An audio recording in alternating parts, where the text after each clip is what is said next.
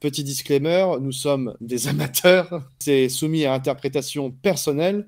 Si jamais on dit des conneries, ce qui peut arriver, faut pas hésiter aussi à nous le dire, à marquer dans le N'hésitez chat. pas à le dire à Attention, Strigoun s'il se trompe. Hein. écoute-le celui-là. Non, mais l'erreur est Euh, humaine, hein, Strigoun. Oui, oui, merci. D'autres personnes peuvent aussi l'interpréter différemment. Il ne faut pas hésiter aussi à en parler.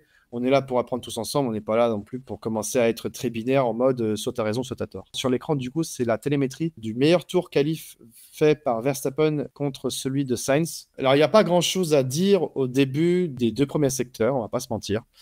Dans le sens où, finalement, les deux courbes sont assez confondues. À la première ligne droite, à la ligne des stands, Verstappen est un petit peu au-dessus en termes de vitesse de pointe, 5 km/h de maximum, hein, parce que on note en fond de ligne droite, ça commence à être plus de l'ordre de 2 à 3 km/h, donc c'est pas énorme, mais ça permet quand même déjà à Verstappen de gratter un tout petit peu de temps. Mais ce que vous pouvez noter déjà, c'est que premier, deuxième virage, les courbes sont vraiment confondues entre les deux.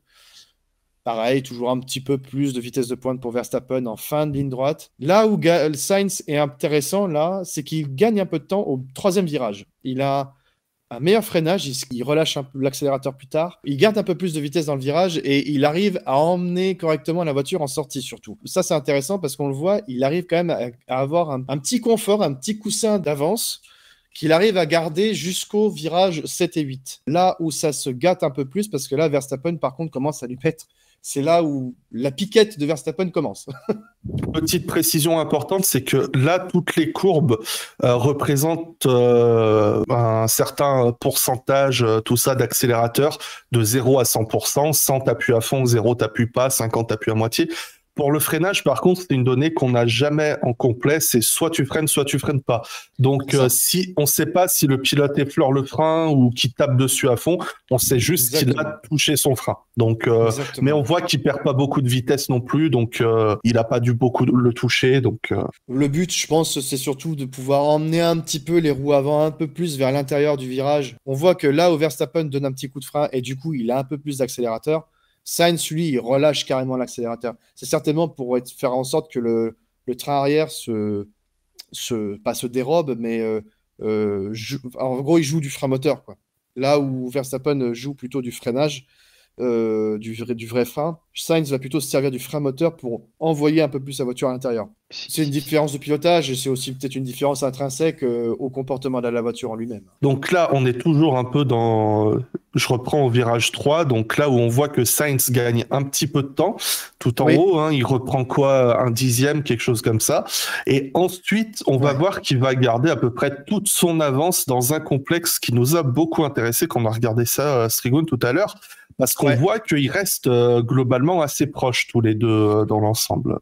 Oui, ils sont assez tout le proches. second secteur, enfin premier secteur, deuxième secteur. Tout le premier secteur et le deuxième secteur, c'est du coude à coude. Et bon, à part le dixième et demi gagné par Sainz au virage 3, c'est quand même assez coude à coude. Là où ça commence à se gâter un petit peu, mais ça reste quand même assez léger, c'est virage 7 et 8. Alors, c'est le pif-paf, donc là où s'est planté Albon, d'ailleurs, en FP1. On a quelque chose qui est intéressant aussi, c'est qu'on voit Sainz garde du gaz, Verstappen, lui, il en a rien à foutre, il relâche complètement. Il relâche, il donne un bon coup de frein pour renvoyer la voiture vers, du coup, c'est à droite, donc renvoyer sur le virage de droite. Et là où c'est impressionnant, c'est la manière dont il appuie sur l'accélérateur. C'est un barbare, c'est un coup de hache. On est d'accord, Strig, que ça montre surtout la motricité de la voiture. C'est édifiant à quel point la voiture, quand il a confiance en elle, il sait comment elle se comporte et elle se comporte parfaitement comme il veut. Il freine un peu plus tard.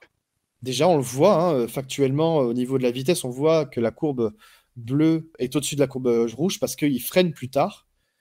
Et il freine plus fort, par contre. C'est ça qui est intéressant de noter, c'est qu'il freine un peu plus fort que Sainz. On voit qu'il a une vitesse un peu moindre que Sainz en entrée de virage.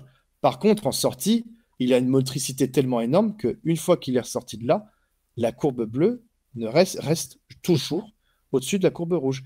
Et à ce moment-là, on est à fond jusqu'au deuxième pif-paf, qui est donc 9 et 10. À ce moment-là, les deux sont à peu près, grosso modo, hein, à quelques centièmes près, ils sont dans le même temps. Là où ça se gâte, c'est ce foutu pif-paf du virage 9-10, où alors là, Verstappen, s'il fallait le représenter, ce serait l'IA à 110 sur F1 2023. C'est-à-dire que le mec, il freine un petit coup. Visiblement, lui, il n'a pas besoin de freiner grand-chose. C'est blâme, un coup de frein, je relâche un bon coup d'accélérateur, un petit coup de relâchement, on le voit là. Il donne un tout petit coup, un petit relâchement, mais je pense que c'est plus pour éviter de sortir un peu trop large et avoir le tour supprimé que oh là, je risque de perdre la voiture, tu vois. Je pense que c'est plus pour cette raison-là qu'il a relâché légèrement l'accélérateur en sortie du virage 10 que une perte de contrôle de la voiture. Et alors là, c'est la piquette, Jack. C'est la piquette. On le voit dans l'embarqué.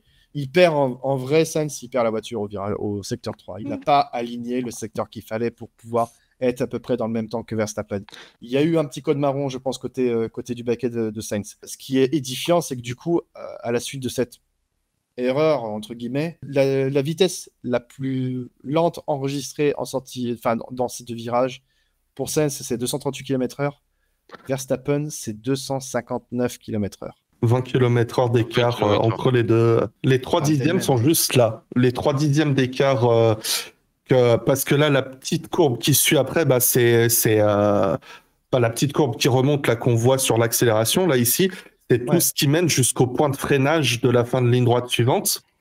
Et donc, là, c'est clairement, quand on regarde juste au-dessus, on voit la courbe de Sainz qui tombe. Ouais. C'est là où il perd tout le tour et peut-être même la pole position finalement, parce que peut-être que sans cette erreur, on voit que sur la fin du tour, il revient un petit peu sur Max.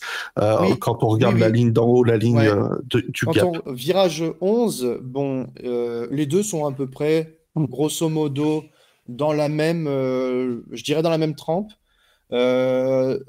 Un petit avantage du côté peut-être éventuellement de Sainz parce qu'apparemment il réaccélère mieux et il garde un peu plus de vitesse en virage. Bon, ça a l'air d'être pas trop mal, mais je pense aussi que c'est du fait que comme il avait un peu moins de vitesse, il a pu mieux préparer son freinage pour négocier le virage 11.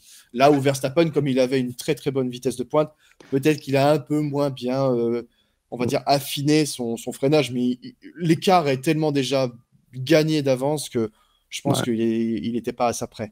Tout au long du week-end, c'était ultra serré. Et là, moi, en voyant ça, je me dis, c'est Sainz qui perd plus le tour que Max qui le gagne, entre guillemets. Après, il a fait un boulot parfait, hein, je dis pas le contraire. Mais derrière, il y avait peut-être le potentiel. Maintenant, reste à voir, et là, c'est quelque chose qu'on peut pas faire en live, malheureusement, mais que je fais dans les débriefs. On met ça en image en regardant aussi ce qu'on a sous les yeux, parce que là, c'est que des données brutes. Et ça ne parlera jamais autant qu'en s'intéressant à l'aspect visuel et physique de la voiture, quoi, parce que ça reste que des courbes, entre guillemets, c'est quelque chose qu'il ne faut pas oublier. Exactement. Alors là, on a... alors désolé, c'est un petit peu encore...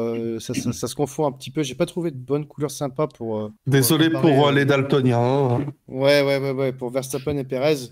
Alors Verstappen reste en bleu, Perez est en vert. Perez est toujours est très très souvent en dessous, il faut dire ce qui est. À partir du virage 1, ça se gâte. Là, de ce que je vois, Perez... beaucoup de freinage plus tôt. La plupart du temps, freine plus tôt, coupe l'accélérateur plus tôt. C'est quelqu'un qui n'a pas confiance en sa bagnole. Ça a toujours été un peu le style de Perez, justement, un pilote qui freine plus tôt, qui laisse pas mal couler en virage. Et c'est ce qui fait que, justement, il est si bon sur les phases d'accélération. Moi, ce que je constate, c'est qu'en vrai, globalement, Perez freine plus tôt, réaccélère plus tard.